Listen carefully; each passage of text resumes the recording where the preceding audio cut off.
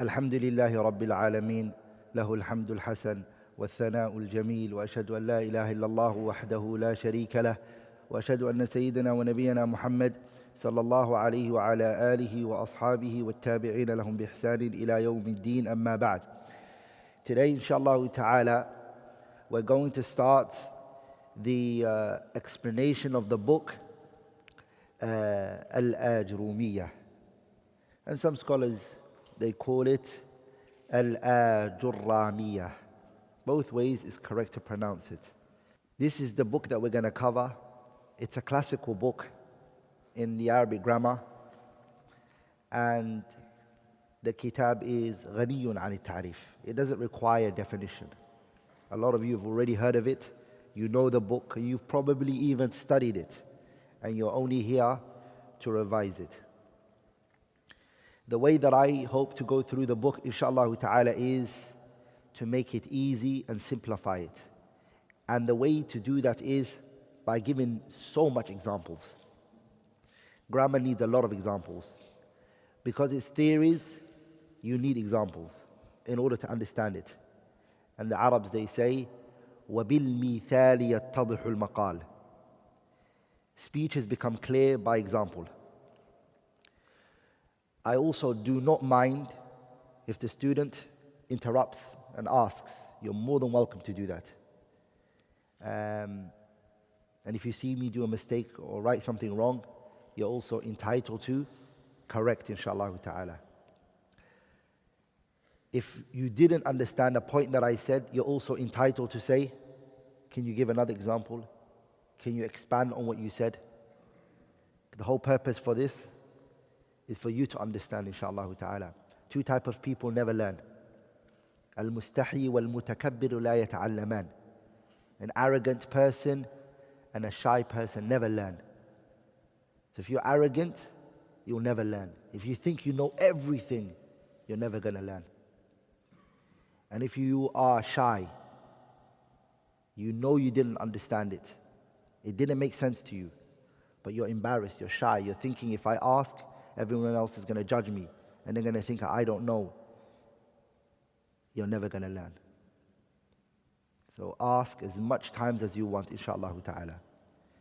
And also, I request that the brothers, and also the floor is open for the sisters, so if they have questions, inshallah ta'ala, they can write it down, and I will try, bi'idhnillahi al-kareem, the last 5 minutes, to answer those questions as well for the sisters. But what I do ask is, when you say I didn't understand, be more specific what you didn't understand. So don't just say, can you explain it again? And then I ask you, what do you want me to explain, inshallah? And you say, everything. That's going to be a bit hard for me because everything could be 45 minutes or an hour of explanation. So we'll be more specific, inshallah, what you want me to expand on. If you were here for the introduction for the Arabic, then a lot of things are going to be easy for you. Okay? If you were here for the introduction that we did for the Arabic language, a lot of what we're going to be doing in this book is going to be easy for you. And if you didn't, I encourage you to go online and to watch it.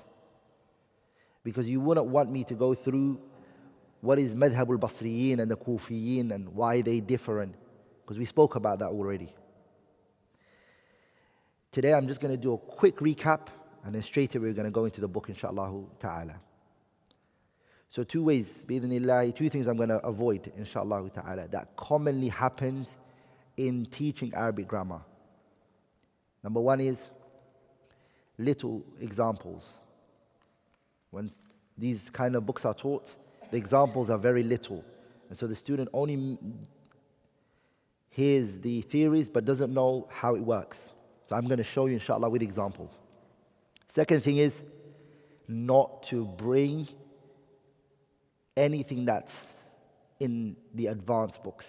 So we won't bring issues from Alfiyat ibn Malik or Shawahid from there. We're only going to stick to this text.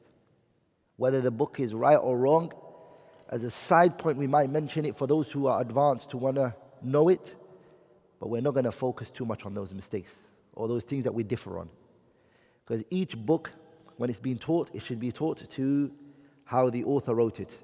And then whatever extra is going to be mentioned, let's wait for the next book, and then the next book, and then the next book, inshallah ta'ala. Okay, this subject is called An-Nahu. Why is it called Nahu? What is the reason? So let's first of all explain what Nahu means. An-Nahu in the Arabic language, before the grammarians came, this word An-Nahu was used already. The Arabs were using it way before this science called grammar came. And they were using it in three meanings. In the Arabic language, the word An-Nahu means three things only. The first one is Al-Qasd. The third one is Al-Jiha.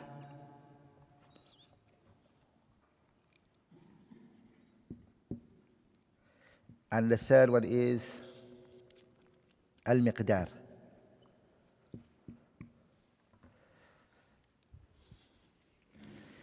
For example, the Arabs, they say Nahawtu nahwaka, ay qasadtu qasdaka.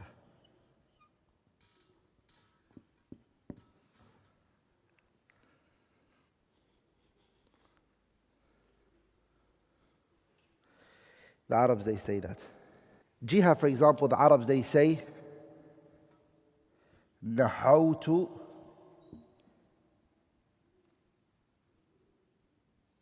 let's say like this. Tawajjahtu nahwa al-bayt.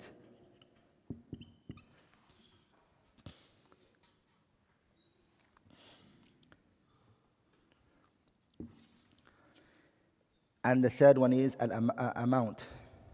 The third one is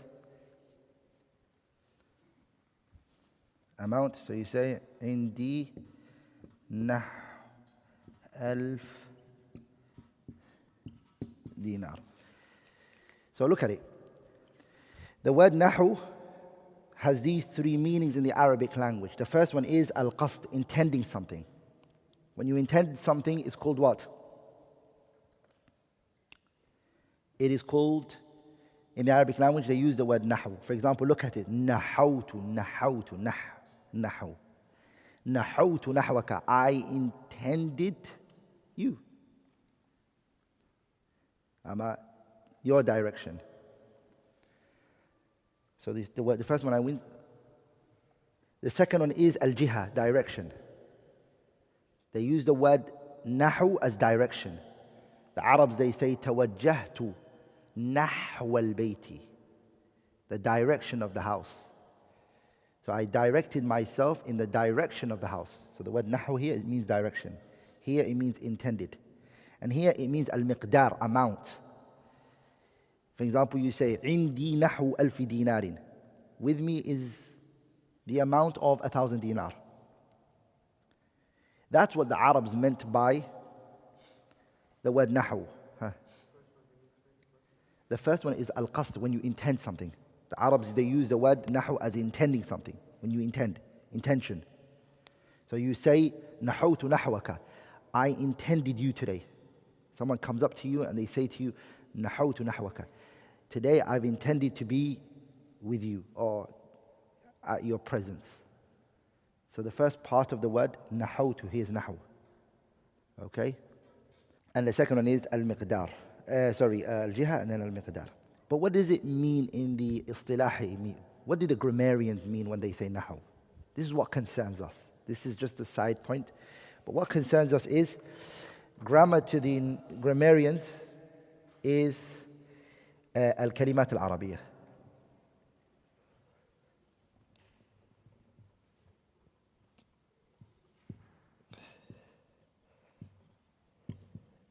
They look at the Arabic words من حيث ما يعرض لها حال التركيب.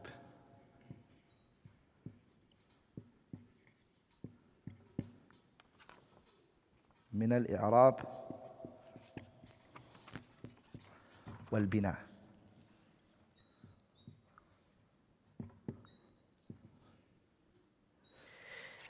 The word grammar, according to the grammarians, it means al-kalimat al-Arabiyyah. Underline these words. Al-kalimat al-Arabiyyah.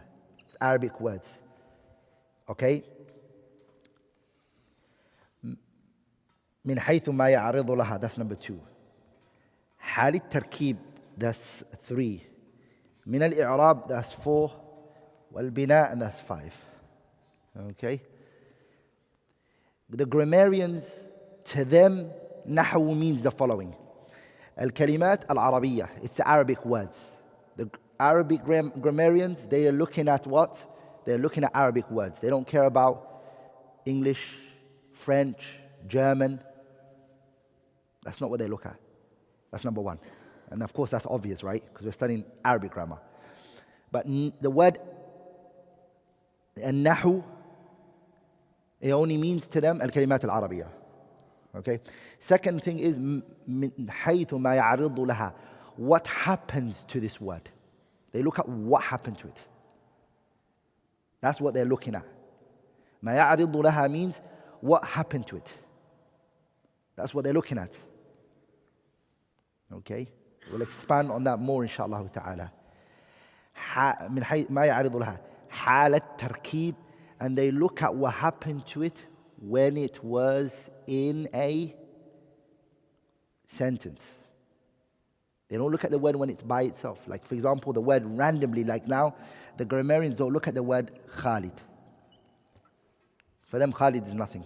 There's no need for us to observe it. Why? Why don't they just Khalid by itself in the like that? Why do they not observe it? Because Khalid like that has al-waqf at the ending. Khalid, you stop. Okay? And the grammarians, they look at the wording from what part? They look at what part of the word? At the ending. For example, Khalid, there's a dal at the end, right? They look at the dal. If the word is not put in a context, it doesn't have no haraka at the ending. It's called al-waqf. So they only come into role or come into place when the word has a context. Khalid is al-waqf. It has no alama on it. Okay? Don't say sukoon, by the way, please. Don't ever say sukoon, because this word is a what? It's a noun, and a noun cannot have a sukoon on it. So it's called al-waqf. You stop at the word Khalid. Are we all together, brothers and sisters? Are we all on the same page? So Khalid, the grammarians don't look at it when it's by itself. They only observe it, they only critique it, they only analyze it when it's put into a context. حال التركيب. حال التركيب means at a time when it's in a context. Is that so far understood? Has everyone understood that so far? Is that clear? Then they look at it. When it gets put in the context, brothers, the word, it can be one of 2 situations. Once it's put in a context, it's one of 2 situations. Al-i'rab or al-bina. This word can be mu'rab or it can be mabni. What does mu'rab mean? Don't worry. It's going to come to us. What does mabni mean? Don't worry. It will come to us. So don't ask me about al-i'rab now, and don't ask me about bina.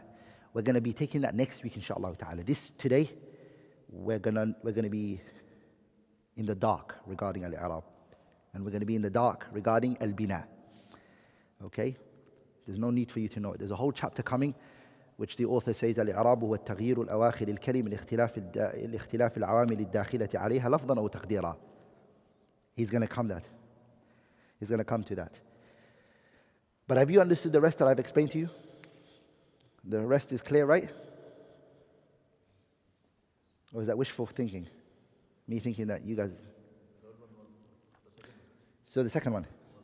The second one is what happens to the word. There's things that are going to happen to the word. For example, the Arabs, they say, Ja'a. Let's take the word Zayd. Ja'a Zaydun. Okay, look at the word Zaydun, you say. Then you say, Ra'aytu. You say Ra'aytu Zaydan. And then you say Marartu bi Zaydin. Look what happened here. Just let's focus on the word Zayd. Let's focus on the last ending. This one, and this one, and this one. Here, it's Ja'a Zaydun. We have that. Ra'aytu Zaydan. And you have Marartu bi Zaydin. Those are three situations, huh? What happened to the word? This is what they look at. Ma ya'aridu laha. It's the same name. And in one situation is Zaydun. And in one situation is Zaydan. And one situation is what? Zaydin. What happened to this word? What made it change? This is where the grammarians want to know. The grammarians don't look at the beginning of the word. They don't look at the za. That's not their job. And they don't look at the ya. That's not their job. They only look at the ending of the word. Okay? What happened to Zayd here? Okay? Is that clear to everyone? Okay. There's another point I want to cover, inshallah ta'ala. Inshallah ta'ala, you're going to see that a lot of the times I'm just going to do three things. Three. That number is going to come a lot. Three of this. In the Arabic grammar, it's very common, the word three, right? You'll see why. I want to go to point number 3 now. Point what? Number 3. Fa'idatuhu. So I'm just going to give 3, inshallah ta'ala.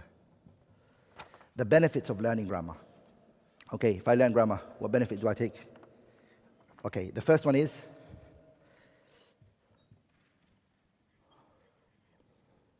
al-isma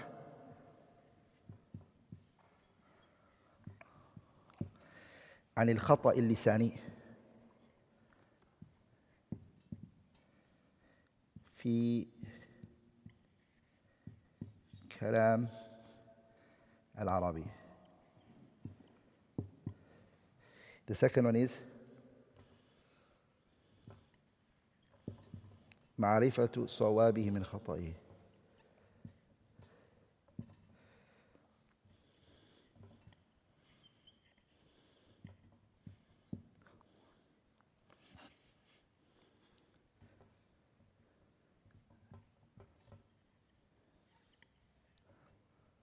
الاستعانة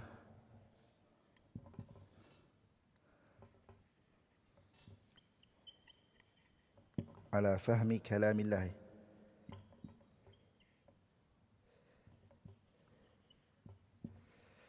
تعالى وكلام رسوله.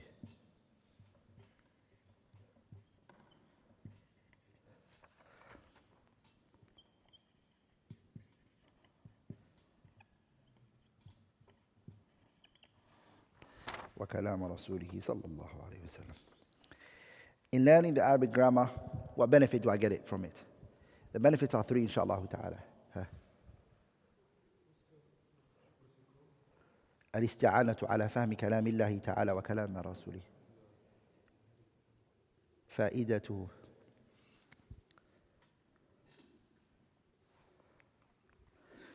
We're now going to go into the benefits. يرحمك الله. Now we're going to go into the benefits of learning the Arabic grammar. What benefit do I leave with learning the Arabic grammar? Number 1, العصمة عن الخطأ اللساني في كلام العربي. You're going to be protected from speaking incorrectly in the Arabic language. Your tongue will not speak that which is wrong. And even if you do, you recognize yourself and you come back from it because you know the grammar. Number 2, معرفة صوابه من خطئه. You will learn what is right from what is wrong. So you will not just be a person who speaks correctly, because a lot of people can, even if they haven't studied grammar, but they don't know why. Just like in the English language. A lot of people know the English language, but they don't know the English grammar. If they hear something wrong, they can correct the person and say, Habibi, you're speaking wrong. This is not right. Say it like this. But if you ask them why, they'll say, I don't know. You see, as the poet said, لست بنحوي يلوك لسانه ولكني سليقي أقول فأعربه. The poet, he said, لست بنحوي, I am not a grammarian. He's a Bedouin man. He said, لست بنحوي يلوك لسانه. I'm not a Bedouin man who has to keep reminding himself all the time, مبتدأ مرفوع مرفوع مرفوع مرفوع. And then I do مرفوع of the مبتدأ. خبر مرفوع مرفوع مرفوع. مفعول به منصوب منصوب. I'm not a Bedouin whose tongue has to follow rules that were set. ولكني سليقي. I am naturally an Arab. This is my language. أقول, I say it. فأعرب is grammatically correct. It's إعراب. Are we all together? So some people are like that in their mother tongue language. They're like that even in the Arabic language. And they're like that in the English language. They speak and they get it right. They speak and they get it right. But they wouldn't have the second, which is if you ask them, why did you say this right and not why did you say it wrong? They wouldn't know. By studying grammar, you'll know what is right from what is wrong. The third is الاستعانة على فهم كلام الله تعالى وكلام رسوله صلى الله عليه وسلم. It will aid you and it will support you in understanding the speech of Allah Azza wa Jalla and the speech of the Messenger sallallahu alaihi wasallam. By studying grammar, you'll understand the Prophet sallallahu alaihi wasallam what he's saying, and you'll also understand what Allah Azza wa Jalla is saying. ولذلك, what is the miracle that we have as Muslims today? That we say to any nation, any religion, come with the likes of it if you can. The poet, he said, جاء النبيون بالآيات فانصرمت. Every prophet came with a miracle, and that miracle perished with that prophet. I mean, when that prophet died, that miracle he had died with him. وَجِئْتَنَا بِحَكِيمٍ غَيْرَ مُنصَرِمٍ. Muhammad, you came with, sallallahu alayhi wa sallam, a miracle that didn't die with you, i.e. the Quran. The Quran is a mu'jiza. تحدى الله بهم العرب. The Arabs were told, hey, come with like the Quran. وَإِن كُنتُمْ فِي رَيْبٍ مِمَّا نَزَّلْنَا عَلَى عَبْدِنَا فَأْتُوا بِصُورَةٍ مِّن مِثْلِهِ وَادْعُوا شُهَدَاءَكُم مِّن دُونِ اللَّهِ إِن كُنتُمْ صَادِقِينَ. If you are in doubt of this, then come with something like it. You all come together. The Jews and the Christians and even the insan and the jinn, all of you come together and come with the likes of any surah of this Quran. So in other words, Allah challenged them with the eloquency of the Quran. You wouldn't appreciate the eloquency of the Quran, and you wouldn't even understand the miracle of the Quran if you don't have an understanding of the Arabic grammar. Are we all together? This i'jaz that's in the Quran that Allah is saying to the Arabs, come with the likes of it, which some of them, when they heard the Quran alone, like Jubayr ibn Mut'im, when he said, when the Prophet was reciting Surah Salat al-Maghrib, the hadith in Sahih al-Bukhari, and the Prophet was reciting Surah al-Baqarah, and he heard أَمْ خُلِقُوا مِنْ غَيْرِ شَيْءٍ أَمْ هُمُ الْخَالِقُونَ أَمْ خَلَقُوا السَّمَاوَاتِ وَالْأَرْضَ بَلْ لَا يُوقِنُونَ. He heard these verses. He said, كَادَ قَلْبِي أَنْ يَطِيرُ. My heart was about to fly out. Why? Because he knows the Arabic language. He can see, okay, wow. Are we all together, brothers? How many of us today have heard eloquency at its, someone speak and their wordplay and the way that they articulate themselves and how they bring out points? Sah? Just the other day, subhanAllah, I was listening. Sometimes I go on YouTube and I was watching a commencement that was done in Harvard University by some of these speakers. You all know, right? The commencement speeches that some do. SubhanAllah, some of them, when they come, they prepare this. One of the speakers, whose name I don't want to mention, she said, I prepared this lecture for so long, and I was putting it together. What shall I take out? What shall I in? What shall I subtract, add? Where should I put it here? No, this, that. She said, it took me a whole entire month when Harvard told me that I had to do a commencement. Are we all together?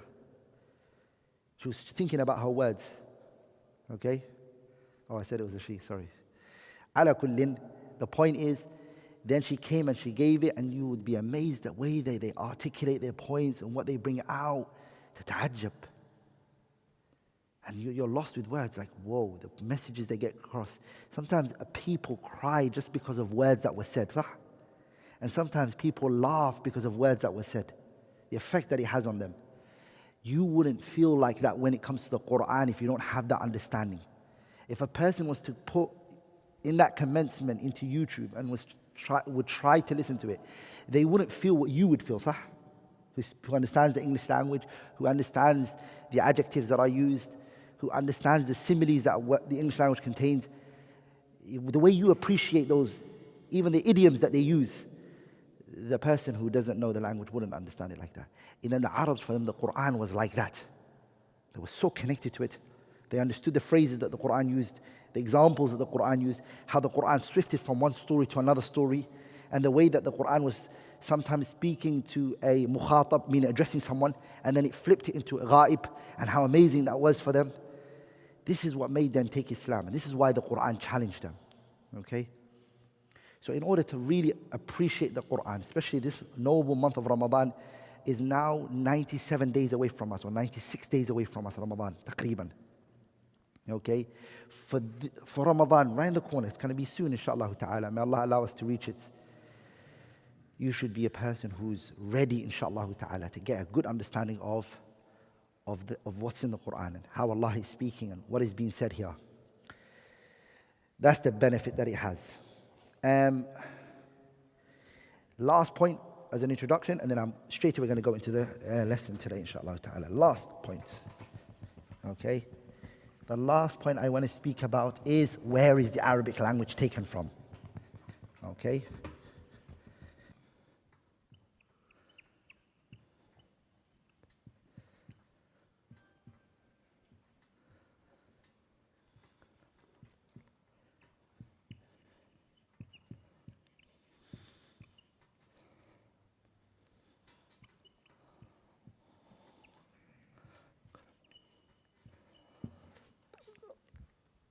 Istimdadu.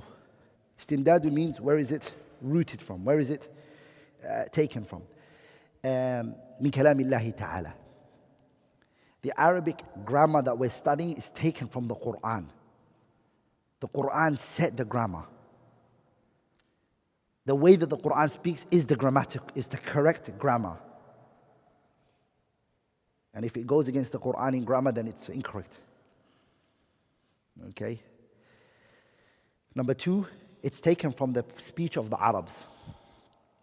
Here, you have to understand whose speech. The Arabs are a lot. The Arabs that are being focused on here, brothers and sisters, is the Arabs that were before Nabiullah Muhammad, the pre-Islamic era. You can't take grammatical rules, and you can't even use as a shahid those who came after the Prophet ﷺ. Like, for example, even though he was one of the most eloquent Arabs, and he was min fusaha al-Arab, and he was noble and knowledgeable in the Arabic language, Abu Tib al-Mutanabbi, but he is considered to be after Nabiullah Muhammad. Are we all together? We are referring to al-Arab al-Jahili. Why do we say the Arab al-Jahili? Because these were the people whose Arabic was spoken, and they were speaking Arabic, and Nabiullah Muhammad came from amongst them. And that's the language that he used. But after Nabiullah Muhammad, the language became diluted. People came into Islam in numbers. And of course, when people came into Islam, they came with their own languages. Okay? They came in what? With their own languages. And when they came with their own languages, they started to speak incorrectly, grammatically wrong. And so, subhanAllah, even some of the poetries got affected by that after Islam, after people coming into Islam. So again, the examples of the people who we're referring to here is, you could say, for instance, the Arabs, they say this. Yes, it's accepted in the Arabic language. How? For example, Imru'u Qais said it, or Zuhair ibn Abi Sulma said it, or Antara ibn Shaddad said it, no problem. These are men whose speeches became proof in the Arabic language, because they were considered to be what? The poet of the language, the eloquent of the language. Are we all together? Anyone before Nabiullah Muhammad. ولذلك, that's why The scholars, they encourage people to study those books and study those, because it will help you to understand whether this can be said by the Arabs or not. Okay? There's a little kitab, it's not a little kitab, it's about 300 pages. It's very easy and quick to read. It covers the effects that it has in Aqeedah going corrupt in your Arabic grammar. I wanted to bring some examples, but it's going to turn into an introduction, and there's no point for it, right? We just have to study the book. But how grammatical mistakes, okay, can affect your what? Your Aqeedah. Risala Doctorat. It's a PhD thesis that was done in Mina Islamic by a researcher on the أخطاء النحوية وعلاقتها بالعقيدة الصحيحة. The grammatical mistakes, how they can have an effect on a person's Aqeedah. Are we all together, brothers? Inshallah ta'ala, now we're going to go into the kitab, inshallah ta'ala. Hayya. The author, rahimahullah, Ibn Ajrumiyyah, he started his kitab by saying,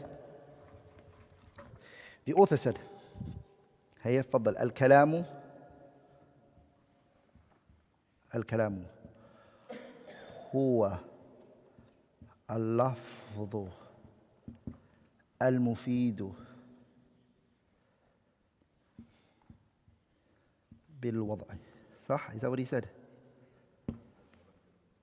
الكلام هو اللفظ المركب. مركب. I jumped مركب. I jumped it for a reason, but I'll come back to it. هو اللفظ المركب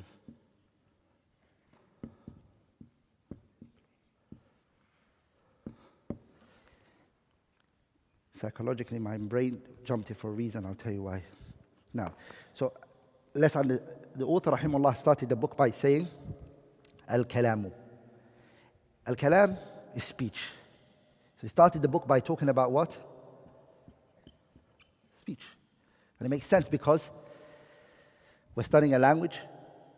We need to understand the Arabs who speak. They use speech, right? What do they consider to be speech? What is a speech to the Arabs? That's where grammar starts from. What is speech? Speech is when 4 things are found. Okay? 4 things, the author said. Number 1, number 2, and number 3, and number 4.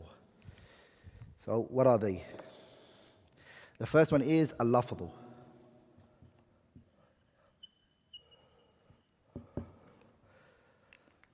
The first one is al-lafdhu. What does al-lafdhu mean? Huh? Write this down. Al-lafdhu, we're going to look at it from 2 perspectives. Linguistically, in the Arabic language, originally, what was it? And then now the grammarians, what do they mean by it? Originally, the word al-lafdhu, it meant al-ramyu wa-tarhu. It is to throw something. It's to toss something. ولذلك العرب they say لفظ محمد النواة. لفظ محمد النواة. Muhammad threw the seed from the date. When he ate the date, he threw it. لفظ محمد النواة. An example for it is what? So originally in the language it means لغة, it means what? It means الرمي والطرح. That's what it means. An example for that is لفظ محمد النواة. The word النواة means what? It means the date, the seed in the date. لفظ means here أي طرح ورمى. He threw it. So that's what it means in the Arabic language, originally, before. But what did the grammarians mean by it? اصطلاحا. اصطلاحا, the grammarians mean صوت مشتمل. It's sound, مشتمل على بعض حروف الهجائية.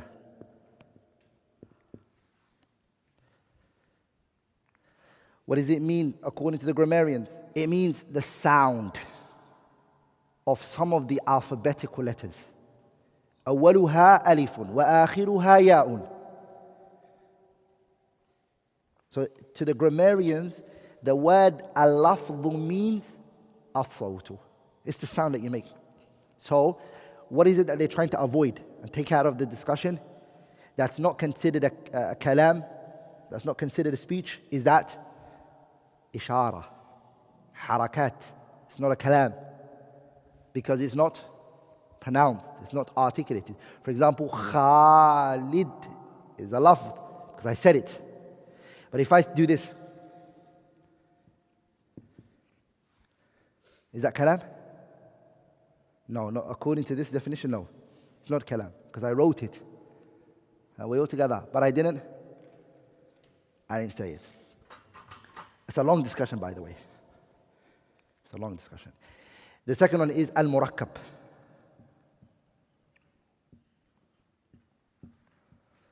What does al-murakkab mean? Ma tarakkaba min كلمتين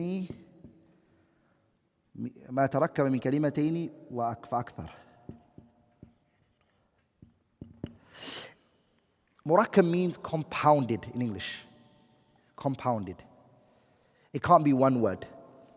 It can't be just Khalid. You can't just say Khalid. That's not speech to them. It has to be more than, it has to be 2 or plus words. That's a condition, second condition. For it to be considered a speech, the second condition is, it has to be compounded. Huh?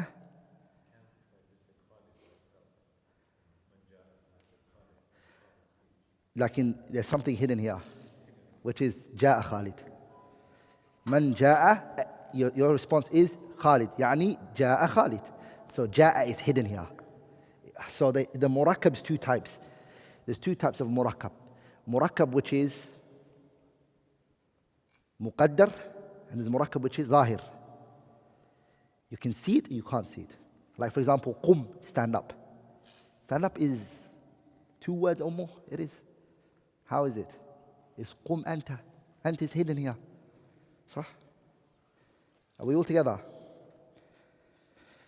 So it has to be ما تركب من كلمتين فأكثر. It has to be 2 or more words.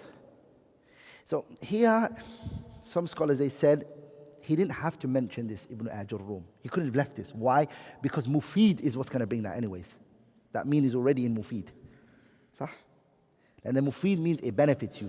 Khalid doesn't benefit me by itself. صح? So if he just avoided the word murakkab and he just used the word Mufid, and that's why I left it when I was saying it. Does that make sense? If I just said, هو اللفظ المفيد بالوضع, it's good. Do you guys agree, or anyone has an i'tiraf? What does mufid mean? Now you're going to understand why. Mufid means, al-mufid, sorry. It means ما أفاد فائدة تامة. It is what benefits you, a complete benefit. يحسن السكوت عليها. يحسن السكوت عليها من المتكلم والسامع.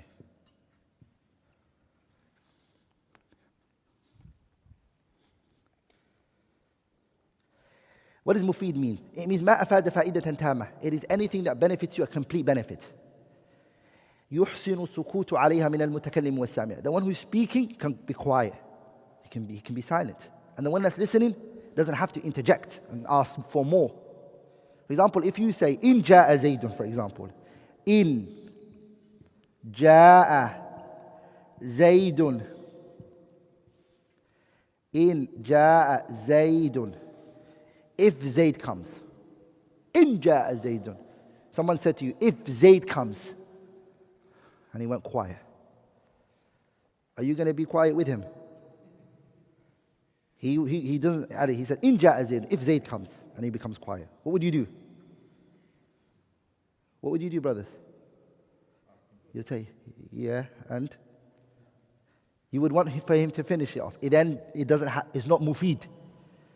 Because he brought in which is shartiyah. And he hasn't given you the jawab shart.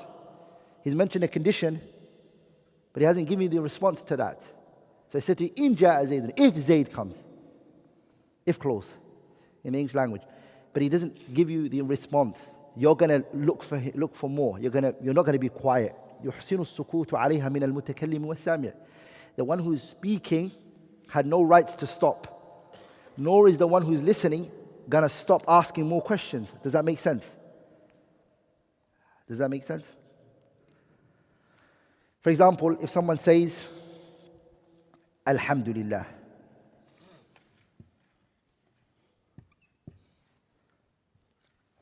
Are you going to ask him more? Alhamdulillah. No, it's a complete sentence. It's mufid. Okay? You're going to be like, Naam, Alhamdulillah. Or you're going to be quiet because you said something right. Are we all together, brothers? So the mufid means it benefits you, a complete benefit in the sense where you're going to be silent. You're not going to ask for more. Okay? Now we're going to go into the fourth one, which is al-wada'.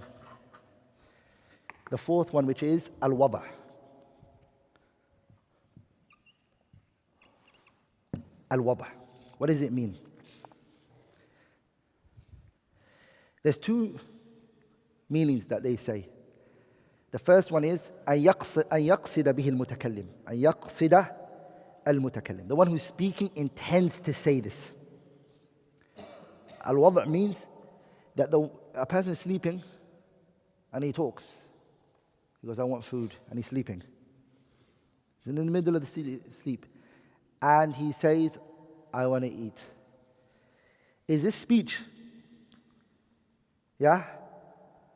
No, it's not speech. Because the individual who's talking didn't intend to say this. What would you say? This is laghu. Huh? It's not speech. It's not kalam. That's one view of the scholars. Okay, that's one view of the scholars. The second view, which is أن يكون بالوضع العربي. أن يكون موضوعا باللغة العرب. So it has to be in the what? It has to be أن يكون موضوعا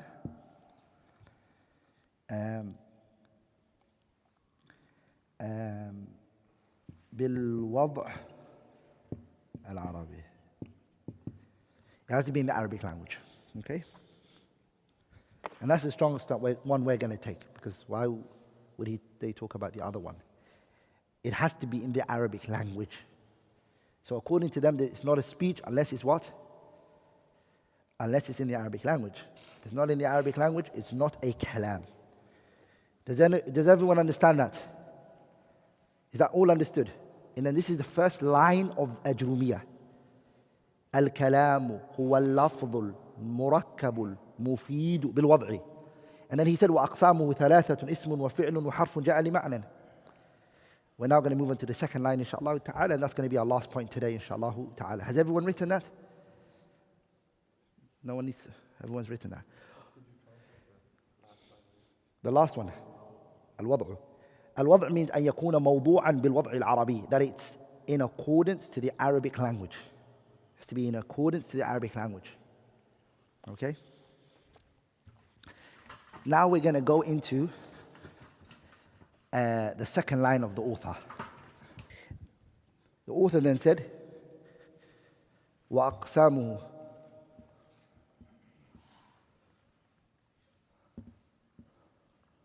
He said, وَأَقْسَامُهُ ثَلَاثَةٌ, صح؟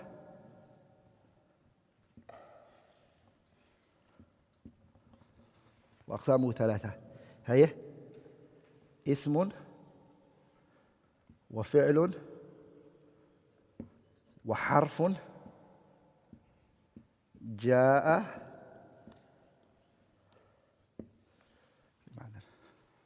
Now, is that what he said? Yeah? Okay, pay attention. He said, وَأَقْسَامُهُ. Its types. This who is a pronoun and its types. Whose types? Speech. Goes back to speech. Okay?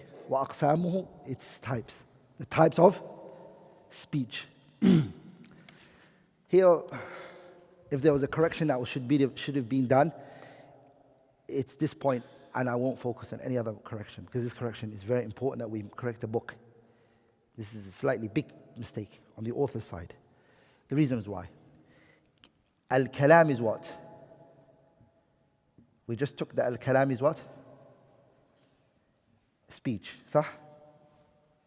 We did that because we wanted to make it easy for you to understand. The asal is that Al-Kalam is actually sentence. What is it? Al-Kalam is a sentence.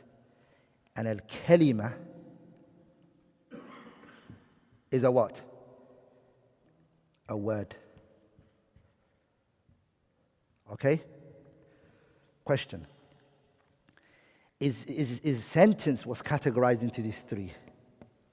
Or is a word categorized into these three? So it's wrong for him to say speech, right? So for Al-Kalam, right?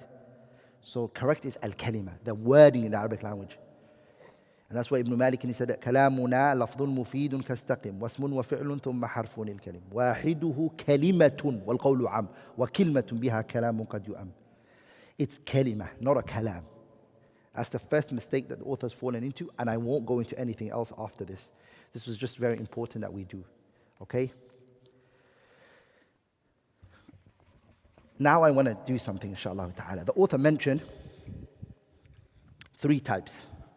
The first type he mentioned is ismun.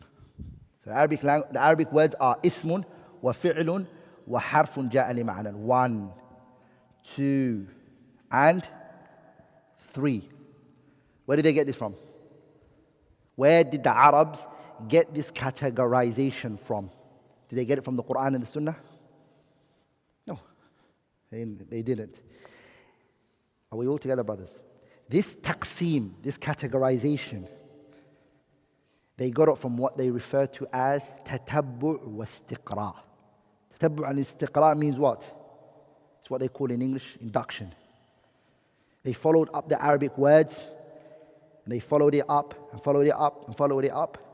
And then they said, after following the Arabic language, it's become clear to us that it's every Arab that's ever spoken, every word that has come out of the mouth of an Arab, it's either a ism, or a fi'l, or a harf. There's nothing else. Crystal clear? And no one has ever brought the fourth categorization until today. So, istiqra' means what? Istiqra' means induction in English, صح? Induction sometimes is deficient because humans haven't observed everything. صح? Generally speaking, induction is very hard. An example of an induction is the man who said, every creature that Allah has created, the lower jaw moves when it chews. When it chews, its lower jaw moves. And the top is still, and the bottom part moves. So if you look at all the creatures, all the animals, you generally find that their lower jaw is what moves, and the top one is still. So, this is tatabbu, and he said, this is my conclusion. Anyone prove me wrong can prove me wrong. Then one crazy animal exists called a crocodile, and the crocodile's, he broke that tatabbu. You see my point? He puts it on the floor and he just whacks the top one, and that's how he chews. Sah? I don't even know the difference between a crocodile and an alligator. But we won't go into that. Who knows the difference between the two? Was one bigger than the other? Huh? The nose. Huh?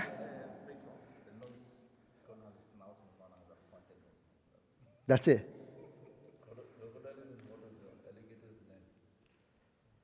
Crocodile's land. And I just thought the size was the difference. Anyways, على كل حال. His tatabbu' is called tatabbu' wa istiqra' naqis, they call that, deficient. Are we all together? And the other one is, this one here, is called tatabbu' istiqra' tam. Tam meaning, till today, no one's proven it wrong, this categorization. And it's the same categorization that Tawheed was used for. Al-uluhiyyah, al-rububiyyah, wal-asma' wa-sifat. The one who accepts this categorization now and says, oh yeah, accept that, fine. And they've accepted that as a categorization, ismun wa fi'lun wa harfun ja'a li ma'nan.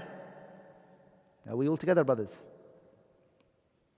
They can't bring an ayah from the Quran for it, or a hadith. They shouldn't reject the categorization of Tawheed to be these three. They have to prove it wrong and say this is wrong because of this evidence or because of that evidence. Sah? Or I found a fourth one. But there hasn't been. And anyone who's ever tried to bring a fourth categorization always ends up finding a categorization that falls under one of these three. It's already there. Are we all together? Good. By the way, just as you know, the Arabic language is the most disputed subject. There's no subject like it in terms of khilaf.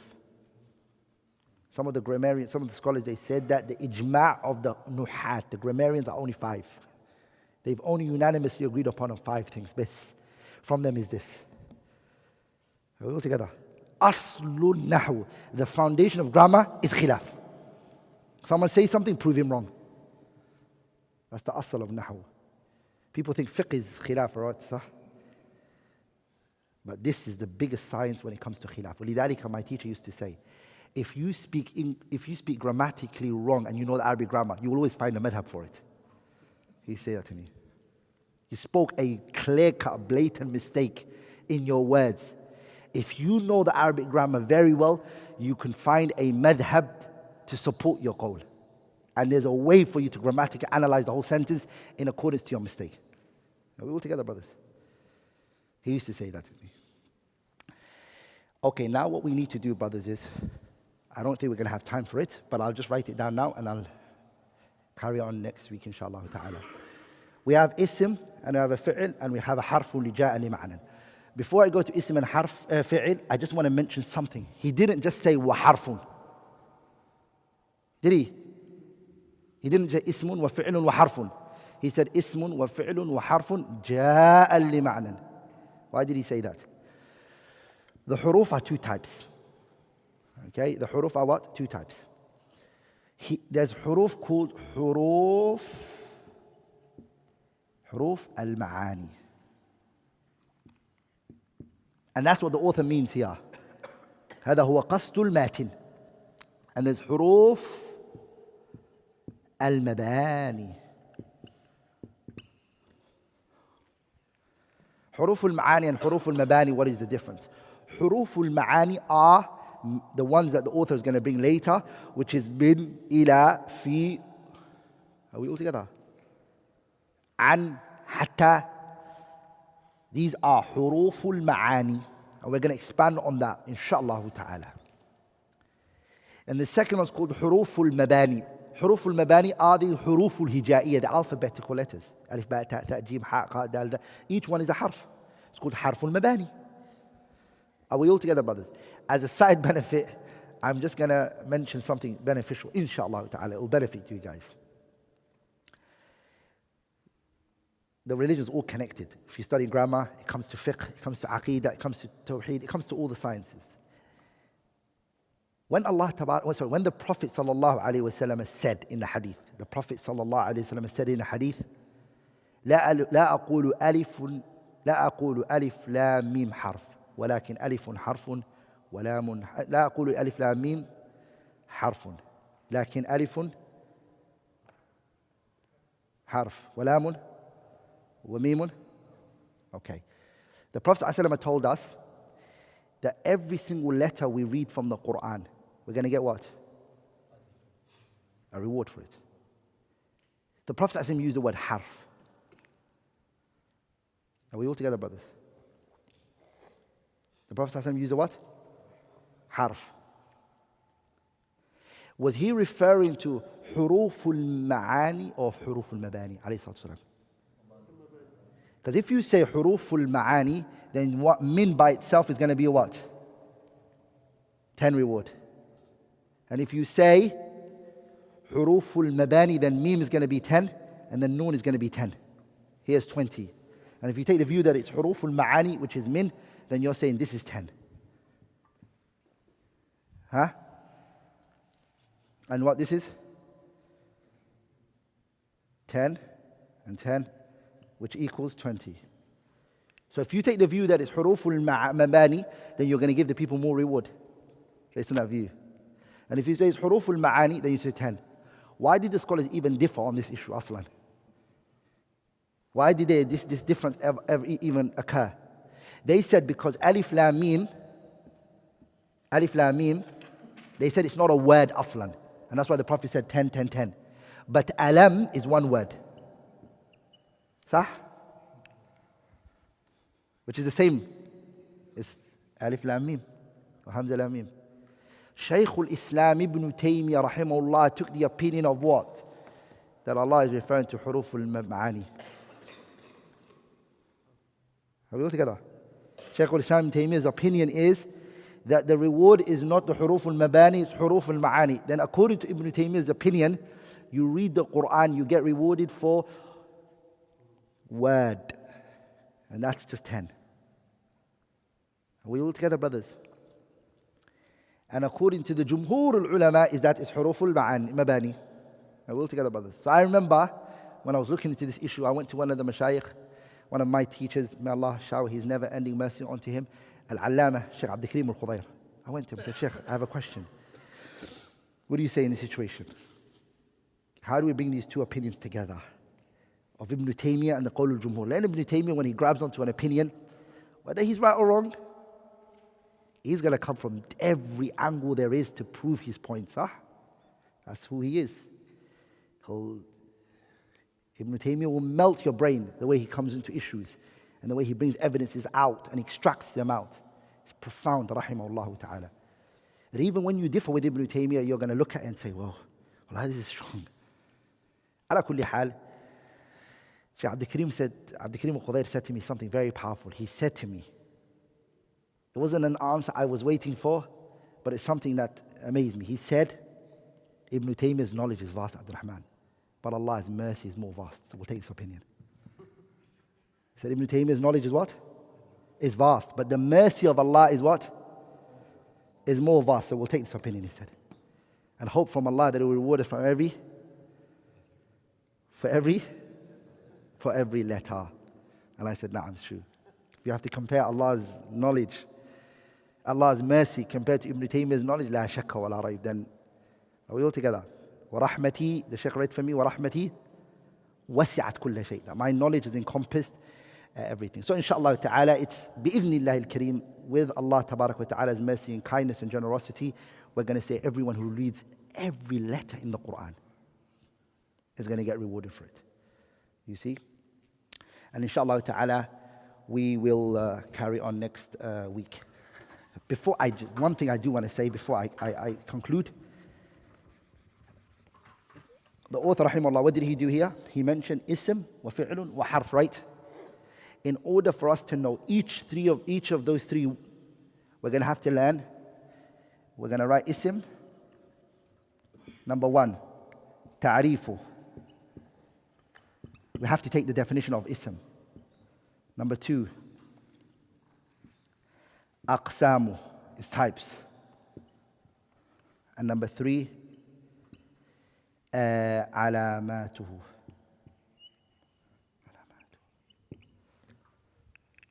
We have to do these 3.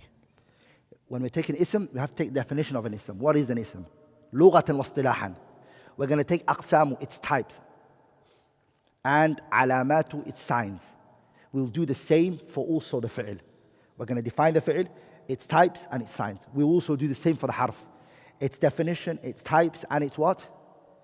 Its signs. We'll do that for all 3. And then once we finish all 3, bi'idhnillah al-kareem, we'll start the hardest. Inshallah, It's not hard, I take that back. It's actually simple, inshallah ta'ala, which is the chapter of Babu Alamat al-I'rab, inshallah ta'ala. We're going to go into that chapter, bi'idhnillah, after we finish this, bi'idhnillah, next week. Anyone have any questions? Huh. Ibn Ajurrum, the author Ajrumiyyah is the name of the author himself. It was named after him. He didn't give the book a name. The author never gave the book a name. ولذلك the scholars, they call it مقدمة ابن أجرم. Then Ajrumiyyah is just the introduction. This book is an introduction to the science of grammar. It's actually not the main books. To say that the ayah was grammatically made wrong, it's incorrect in its essence. The reason is because the grammar was set after the Quran came. Does that make sense? Which one came first? The Quran came first. Grammar and the writing of grammar came when? It came right after, way after the Quran. The first person to actually write the Arabic grammar, we mentioned it in the introduction, was Abu Aswad al-Du'ali. Ali ibn Abi Talib told him to write it, right? So then, this is the time of Ali. It wasn't even written in the time of Bakr or Umar or Uthman. So grammar came way after. So it wasn't like the grammar was set and then the Arabic language, the Quran came into a set rules and regulations and it went against it. La. We all together. And bi'idhnillah al-kareem, my aim is bi'idhnillah al-kareem to strive hard to give you Quranic examples for this book, inshallah ta'ala. More Quran than just normal day-to-day speeches, inshallah ta'ala. Some places we'll be forced to use our normal conversations because if I go get an ayah for it, the ayah is a bit technically hard to break down at this particular stage.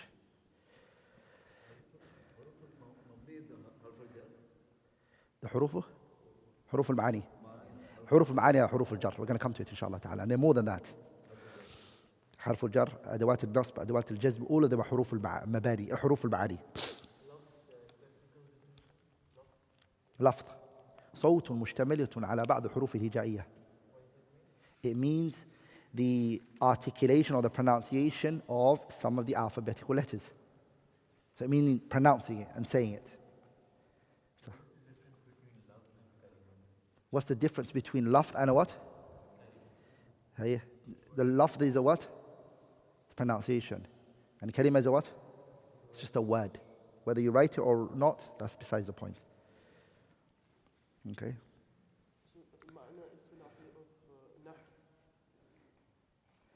Huh? Huh? The technical meaning of?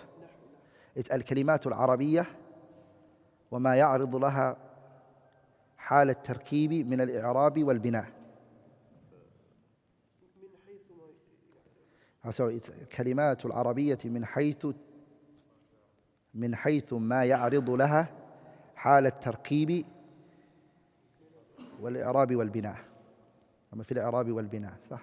الكلمات العربية نعم. الكلمات العربية نعم. من حيثها صح. هيا any other questions؟ هيا.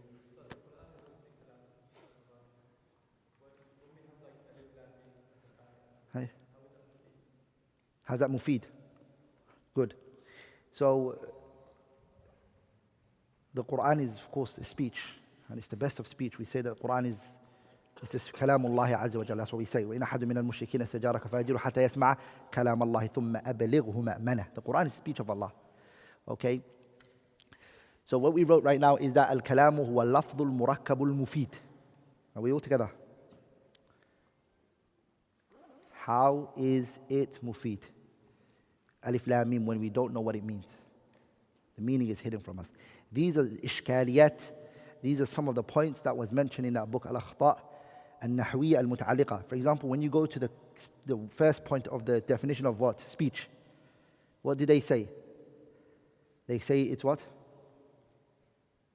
I specifically chose a type of definition, which I said what? When I said lafz, what did I say?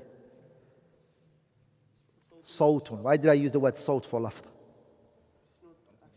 Yeah, because Ash'a'ira don't believe the speech comes out.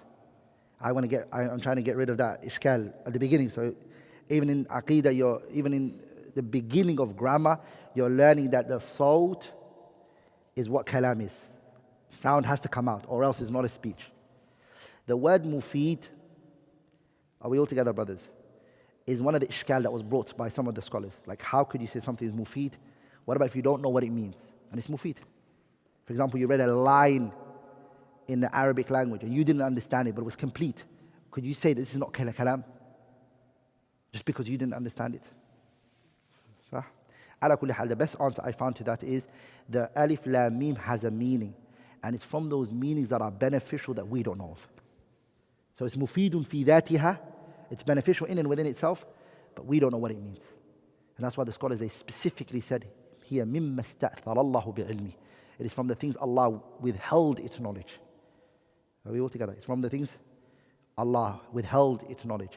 هو الذي أنزل عليك الكتاب منه آيات محكمات هن أم الكتاب وأخر متشابهات فأما الذين في قلوبهم زيغ فيتبعون ما تشابه منه ابتغاء الفتنة وابتغاء وما يعلم تأويله إلا الله والراسخون في العلم يقولون.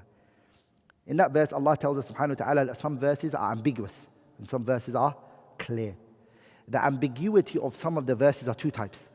Ambiguity that's ambiguous to everybody is called mutashabih, mutlaq. No one knows what it means. And it's from the huruf al-muqatta'a.